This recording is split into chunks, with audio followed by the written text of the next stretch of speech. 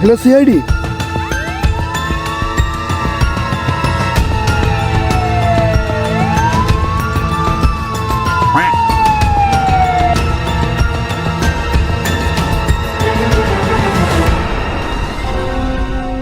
বিড়িটা দেখ আর মারা তা তুই একাই খাই লিচ্ছ।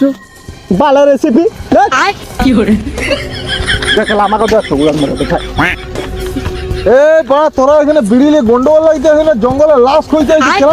Yes sir yes yes yes চলুন স্যার চল। চল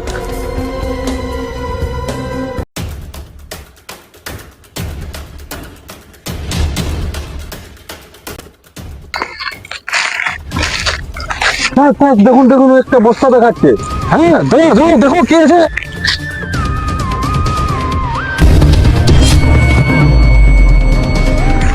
স্যার বস্তার ওখানে লড়ছে, নিশ্চয়ই বস্তায় কিছু আছে। চলুন চলুন তাড়াতাড়ি চলুন। দেখি চল তো অভিজিৎ, দেখি বস্তায় কি আছে। দেখা যাক।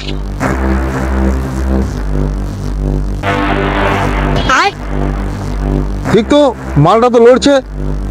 এর মানে তুমি কিছু বুঝতে পারছো দয়া? না স্যার, কিছু বুঝতে পারলাম না। অভিজিৎ, তোমার ভালো কিছু ঢুকে না।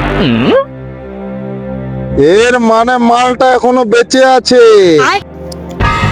বলে রেসিপি কিছু বলছো দয়া? না স্যার স্যার বেশি না কথা বলে লাশটা খুলের ব্যবস্থা করুন পালেন, নাইলে তো লাশটা ভিতরে যে আছে সে তো মারা যাবে। ঠিক তো, তাহলে হাতে গ্লাভস লাগিয়ে নাও তাড়াতাড়ি। স্যার গ্লাভ তো আনা হয়নি। তোমরা তাহলে কি এখানে আমার পণ মারতে এসেছো? না স্যার কিছু নয় স্যার। আননিতা কি করা যাবে, খালি হাতেই খুলো। আরে আমি এটা খোলার কথা বলিনি, বস্তাটা খোলার কথা বলছি। তো খালি হাতে খুলতে যাচ্ছ, হাতে ছাপ ফাপ পড়লে কেস কাজের হলে পণ মারাবে তোমরা। স্যার আপনি খুলুন। আমি ये फंस गया सीएम।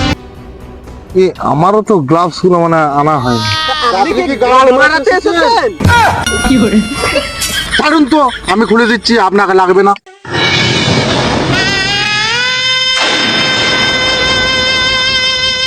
স্যার এ তো মরেনি, বেঁচে আছে। দেখি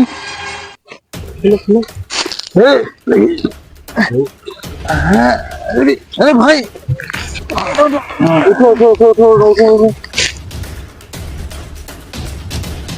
তোমার এরকম অবস্থা কে করলো ভাই? আমি যদি জানতাম তাহলে ওরা গাড়িটা মারি দিতিও। হ্যাঁ সেটাও তো ঠিক কথা ভাই। তুমি এক কাজ করবে, কাল সকালে সিআইডি অফিসে এসে দেখা করবে, ঠিক আছে? ঠিক আছে চলো দয়া, অভিজিৎ।